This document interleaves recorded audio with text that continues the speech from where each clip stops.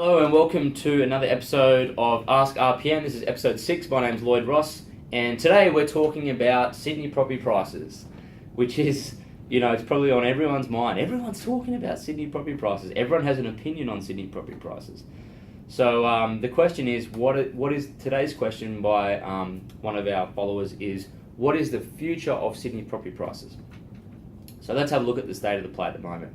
We have a lot of Sydney clients actually, so we get a pretty good feel for what's happening down there based on how many clients are actually flying out of Sydney to come and invest in Southeast Queensland. So it's a bit of a dead giveaway that they even feel that the Sydney market is overheated because they're actually coming to Southeast Queensland to buy. And a lot of clients will come and they'll buy two properties at once because it's still cheaper than buying one property in Sydney. So a 4-bedroom freestanding home in Southeast Queensland might be $500,000, whereas in Sydney it might be $1.2 million.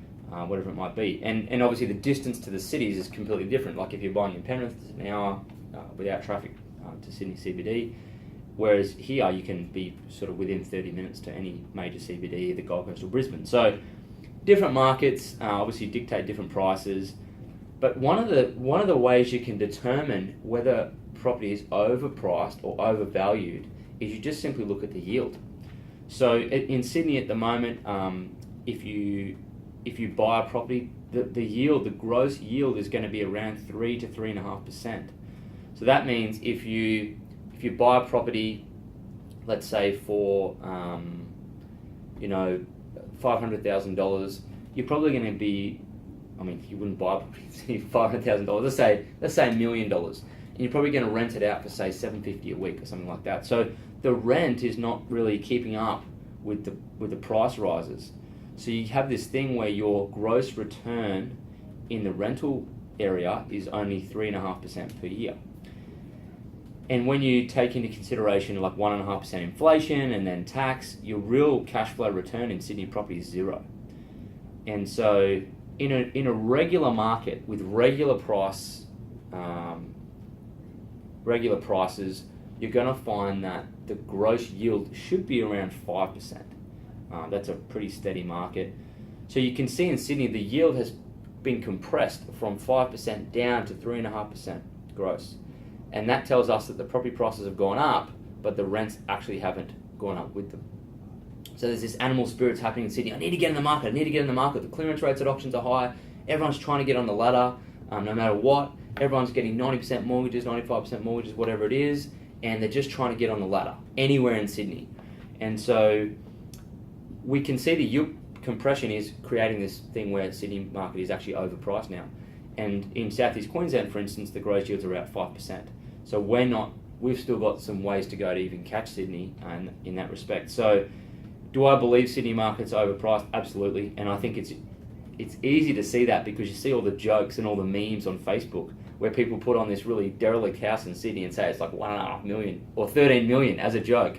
So when you see that type of stuff happening, you can see that the mum and dad investors are even catching on to the fact that yes, it's way overpriced. What does that mean? Does that mean it's going to crash? Everyone's waiting for this bubble to crash, this bubble. The thing is that I don't really believe Sydney is going to crash. I think for affordability, it needs to come back in price for people to get back on the ladder, definitely. But is it going to crash? The reason why it probably won't is because there's such great population growth there from a great base. Let's say there's 5 or 6 million people in Sydney. If there's 2% population growth or 1% population growth, it's still a lot of people. So they needed to be developing housing, a lot of housing, to service that. So there's actually an undersupply of housing in Sydney. And that's what's causing, and growing demand in population growth, so that's what's causing the price growth. And if there's not enough supply of housing, then the prices won't come down.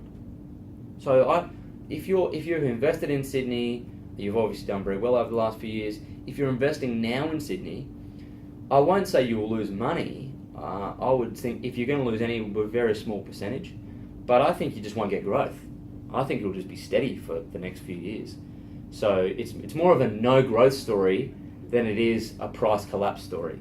So the only thing I can see that would bring back prices quite dramatically would be an acute increase in interest rates from the Reserve Bank.